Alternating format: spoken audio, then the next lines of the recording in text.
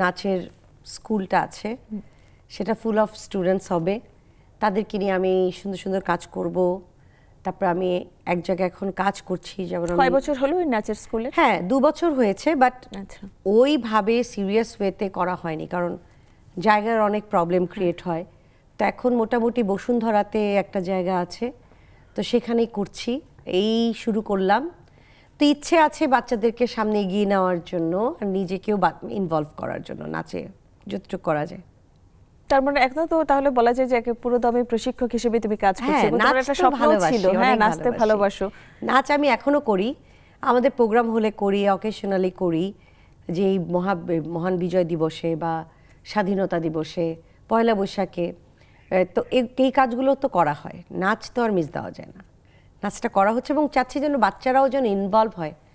আমাদের বাংলাদেশের সংস্কৃতিটার সাথেও কিন্তু তাদেরকে মিশতে হবে, সো চাই যেন ওরাও ইনভলভ হোক।